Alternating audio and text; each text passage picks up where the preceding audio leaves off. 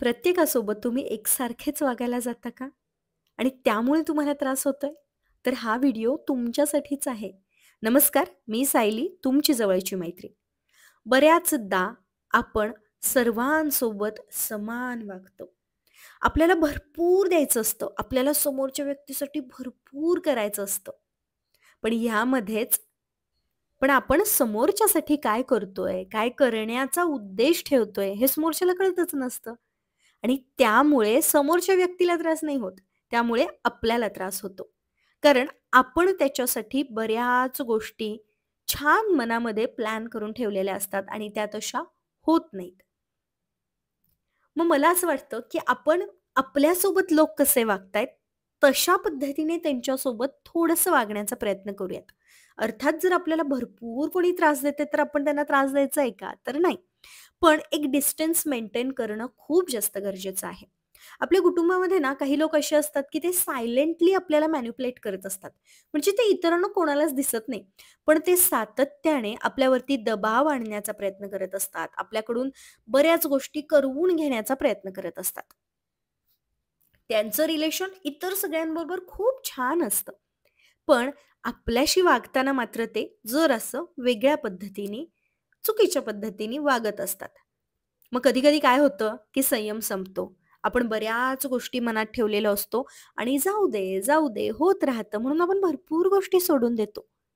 पण एकदा संयम संपल्यानंतर सगळ्या गोष्टी विस्कळायला लागतात. सगळ्या गोष्टी तुटायला लागतात. अशा वेळेला आपल्याला याची जाणीव होते, की नाही आपण थोडंसं वेगळं वागायला पाहिजे होतं. अर्थात वेगळं म्हणजे आपल्याला त्रास द्यायचा नाही, तर आपल्याला पहिल्यापासूनच काही ठिकाणी डिस्टन्स ठेवून राहणं गरजेचं होतं. आपण चांगले आहोत, पण कधी-कधी ना आपला अतिचांगुलपणा हा आपल्या अंगलट येतो आणि यामुळे आपल्या प्रगतीमध्ये बरेच अडथळे निर्माण होतात. आपण समोरच्यासाठी अतिच काहीतरी करायला जातो आणि कदाचित समोरच्याच्या नशिबामध्ये त्या गोष्टी नसतील किंवा समोरचा व्यक्ती चांगल्या पद्धतीने आपल्याकडून जे आहे ते घेऊ शकत नसेल आपण जे देतोय ते. तर अशा लोकांपासून स्वतःला जरा दूर ठेवूयात. आपली प्रगती करत असताना त्या प्रगतीच्या आड येणारी प्रत्येक परिस्थिती, प्रत्येक माणूस त्याचा आपण त्याग करूयात. जर आपल्याला काहीतरी करून दाखवायचं असेल ना, तर काही दिवसांपुरतं, काही वेळेपुरतं सगळं सोडलं पाहिजे. खरंच सगळं सोडलं पाहिजे आणि फक्त आपण आपल्या कामावरती फोकस केला पाहिजे. आपण आपलं भविष्य सिक्युअर करून ठेवलं पाहिजे. आज आपण आपल्या पायावर उभे आहोत, तर आणि तरच आपण छान आणि सुंदर आयुष्य जगू शकणार आहोत. आणि म्हणूनच आपण आपल्यातले गुण ओळखूयात. आपण सातत्याने इतरांच्या नजरेत चांगलं राहण्याचा प्रयत्न न करता, आपण स्वतःच्या नजरेत कधी न पडण्याचा प्रयत्न करूयात. काही वेळेला प्रत्यक्षपणे आपण आपली कर्तव्य करू शकतो, तर काही वेळेला अप्रत्यक्षपणे सुद्धा आपण आपली कर्तव्य करूच शकतो की. मग अप्रत्यक्षरित्या आपण इतरांना मदत करत राहूयात, इतरांप्रती आपली कर्तव्य करत राहूयात आणि थोडंसं डिस्टन्स मेंटेन करून आपण फक्त आपल्याकडे असलेल्या गोष्टी, आपले कलागुण याच्यावरती लक्ष केंद्रित करत आपलं भविष्य सिक्युअर करण्याचा प्रयत्न करूयात. आपल्या आजूबाजूच्या परिस्थितींचा अभ्यास झालेला असतो. कोण कसं आहे, कोण कधी काय वागणार आहे, कोणाची कोण बाजू घेणार आहे, या सगळ्या खूप पुढच्या गोष्टी झाल्या.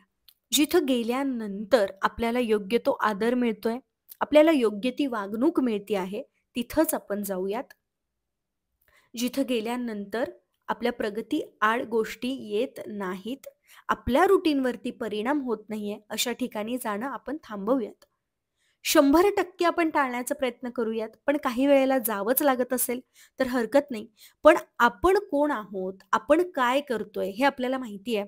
आपण चुकत नाहीये हे आपल्याला माहिती आहे.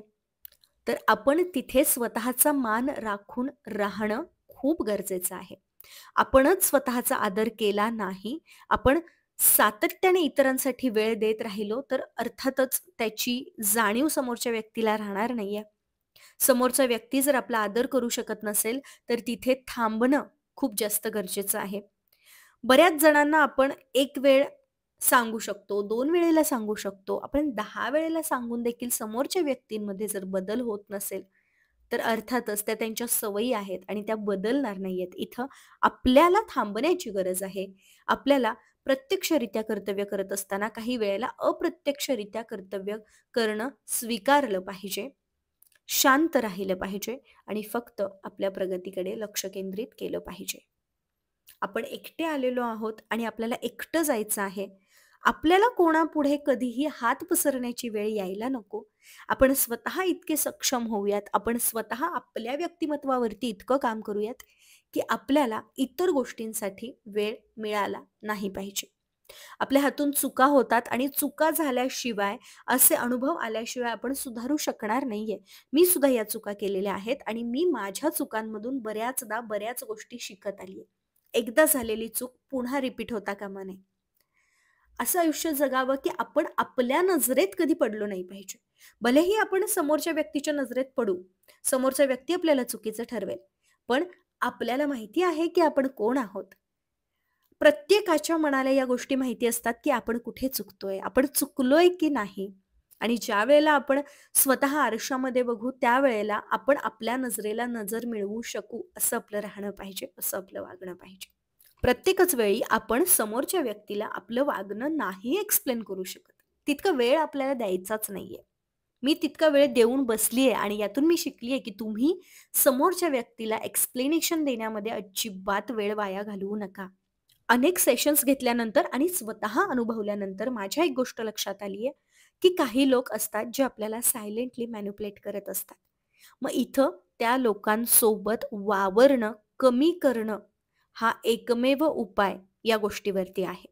आपण कितीही समजावून सांगण्याचा प्रयत्न केला, आपण कितीही बोलून गोष्टी सॉर्ट आउट करण्याचा प्रयत्न केला, तरी देखील समोरच्या व्यक्ती त्याच्या त्याच्या कुवतीनुसार, त्याच्या त्याच्या दृष्टिकोनानुसार सगळ्या गोष्टी घेणार आहे. आणि म्हणूनच तुम्ही कुठे चुकू नका, तुम्ही कुठे मागे पडू नका. इतरांसाठी करत असताना आपल्या प्रगतीवरती परिणाम होत नाहीये ना, याचा सुद्धा आपण विचार केला पाहिजे. आणि आपण आपलं करिअर, आपलं व्यक्तिमत्व छान आणि उत्तम पद्धतीनेच बनवलं पाहिजे आणि त्याचकडे आपण सातत्याने जाणीवपूर्वक लक्ष दिलं पाहिजे. आपल्या हातून गेलेली वेळ आपण कधीच पुन्हा परत आणू शकणार नाहीये आणि म्हणूनच आपण कोणाला वेळ देतोय याचा आपण एकदा नाही, दहादा नाही, तर 100 वेळेला विचार केला पाहिजे. पैसे आपण इतरांना देऊ शकतो, पुन्हा आपण ते कमावू शकतो. पण जर आपण वेळ दिला आणि त्या वेळेमुळे आपली प्रगती जर खुंटत असेल, तर 100% आपण कुठे, कधी आणि केव्हा वेळ दिला पाहिजे याचा 100दा आपण विचार हा केलाच पाहिजे. आपण आपल्या व्यक्तिमत्वामध्ये थोडासा भारदस्तपणा आणलाच पाहिजे. आपण अगदी सहजरित्या सगळ्यांसाठी सगळ्या गोष्टी करायला जातो, पण हे आपण थांबवलं पाहिजे. आपण कोणासाठी काय करतोय, कोणाला किती वेळ देतोय, याचा हिशोब आपण नक्कीच केला पाहिजे. एक वेळ पैशांचा हिशोब झाला नाही तरी चालेल, पण वेळेचा हिशोब हा झालाच पाहिजे. आजच्या ह्या व्हिडिओमधून इतकंच सांगायचं आहे, की जिथं गेल्यानंतर आपली प्रगती खुंटते किंवा ज्या परिस्थितींमुळे, लोकांमुळे आपली प्रगती होत नाहीये, तिथे जाणं थांबवूया किंवा सातत्याने तिथे जावं लागत असेल, तर मानसिकदृष्ट्या आपण अशा लोकांचा, परिस्थितींचा त्याग करूया.